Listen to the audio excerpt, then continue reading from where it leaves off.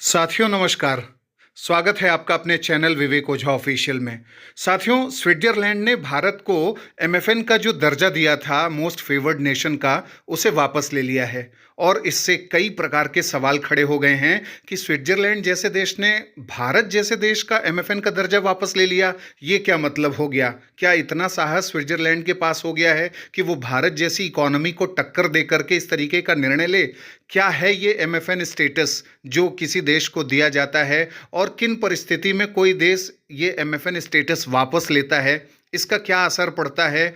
क्यों डब्ल्यूटीओ कहता है कि एमएफएन प्रिंसिपल का पालन करना सभी देशों के लिए जरूरी है जो डब्ल्यूटीओ के मेंबर हैं, और एमएफएन के क्या प्रभाव पड़ते हैं? इन सारे पहलुओं पर विस्तार से चर्चा करेंगे और आप अंत तक इस वीडियो के साथ बने रहिए। आपको जानकारी मिलेगी कि एमएफएन का जो ट्रेड रिलेशन होता है उस पर कितना इम्पैक्ट पड़ता है, वापस लेने का या एमएफएन दर्जा देने का। तो साथियों, एमएफएन का दर्जा जो वापस लिया गया है, यह फैसला नेस्ले के एक मामले में, नेस्ले कंपनी है, आप सभी जानते हैं स्विट्जरलैंड की एक बहुत बड़ी कंपनी है, और इसके मामले में भारतीय सुप्रीम कोर्ट ने एक फैसला लिया था और उसी के बाद स्विट्जरलैंड ने इसको बेस बनाया है और एमएफएन का दर्जा वापस लिया। स्विट्जरलैंड के इस कदम से वहाँ काम करने वाली जो भारतीय कंपनियां हैं उन पर टैक्स का बोझ बढ़ेगा। स्विट्जरलैंड ने घोषणा भी कर दी है कि 1 जनवरी 2025 से भारतीय कंपनियों द्वारा जो अर्जित लाभांश है, यानी जो डिविडेंड उन्हें मिलता है, लाभ मिलता है, उस पर 10% कर लगाया जाएगा। अभी तक भारतीय कंपनियां इस टैक्स से राहत पा रही थीं। स्विट्जरलैंड ने बताया कि यह फैसला भारत और स्विट्जरलैंड के बीच दोहरे करारोपण से बचने के जो समझौते हैं, यानी डबल टैक्सेशन अवॉइडेंस एग्रीमेंट के एमएफएन जो क्लॉज है उसको निलंबित करने के कारण लिया गया है। स्विट्जरलैंड ने कहा है कि 1 जनवरी 2025 से भारत के साथ दोहरे कराधान से बचाव, यानी डबल टैक्सेशन अवॉइडेंस जो एग्रीमेंट होता है, उसके लिए बनाए गए प्रोटोकॉल में एमएफएन क्लॉज लागू नहीं होगा। एमएफएन का दर्जा वापस लेने का मतलब है कि स्विट्जरलैंड 1 जनवरी 2025 से भारतीय संस्थाओं द्वारा उस देश में अर्जित लाभांश पर 10% कर लगाएगा। और इस फैसले से भारतीय कंपनियों को बड़ा झटका लग सकता है, क्योंकि अब स्विट्जरलैंड में जो भारतीय कंपनियों द्वारा अर्जित आय है उस पर अधिक कर वसूला जाएगा। नेस्ले का मुख्यालय स्विट्जरलैंड में है और इस फैसले का आधार भी इसी कंपनी से जुड़ा हुआ विवाद है। और अब इस कदम से भारतीय संस्थाओं को स्विट्जरलैंड में काम करना महंगा हो जाएगा। स्विट्जरलैंड के वित्त विभाग ने 11 दिसंबर को अपने एक बयान में एमएफएन दर्जा वापस लेने की जानकारी देते हुए कहा कि यह कदम भारत के उच्चतम न्यायालय के पिछले साल आए एक फैसले के संदर्भ में उठाया गया है। और उच्चतम न्यायालय ने अपने फैसले में कहा था कि अगर किसी देश के ओआईसीडी यानी organisation of economic cooperation and development, एक जो संगठन है, उसमें शामिल होने से पहले भारत सरकार ने अगर उस देश के साथ कोई टैक्स ट्रीटी पर हस्ताक्षर किए हैं तो एमएफएन का प्रावधान अपने आप लागू नहीं होता।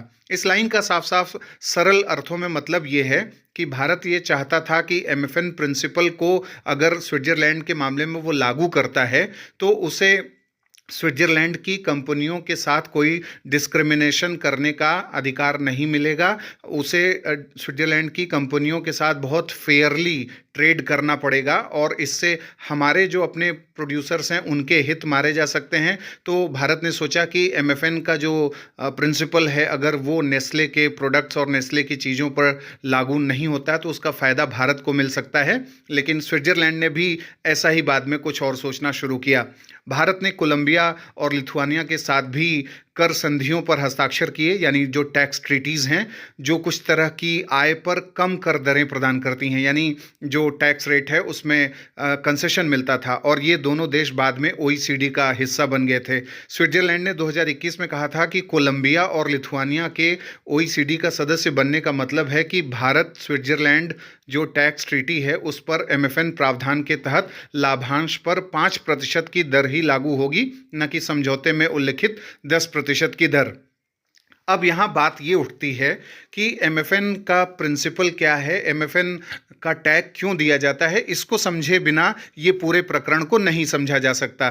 तो साथियों, सबसे पहले हमें ये जानना जरूरी है कि विश्व व्यापार संगठन का एक बहुत ही बड़ा सिद्धांत है, उसको हम एमएफएन प्रिंसिपल कहते हैं।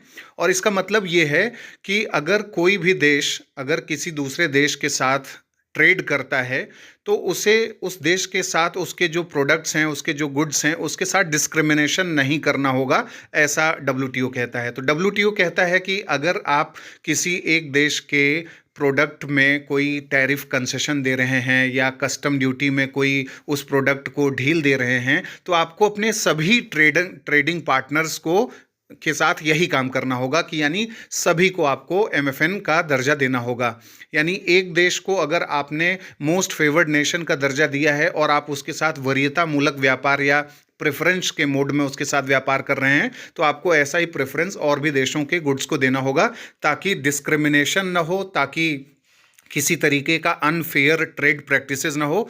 तो कुल मिलाकर के कहने का मतलब है भेदभाव रहित जो है व्यापार हो सके, ओपन ट्रेड हो सके, इसके लिए एमएफएन प्रिंसिपल लाया गया था डब्ल्यूटीओ के माध्यम से। और ये इतना महत्वपूर्ण सिद्धांत है कि इसे जो गैट्स है यानी general agreement on trade tariff and trade जो 1948 में बना था, उसके आर्टिकल 1 में साफ साफ कहा गया है गैट्स के कि एमएफएन प्रिंसिपल के हिसाब से देशों को काम करना होगा।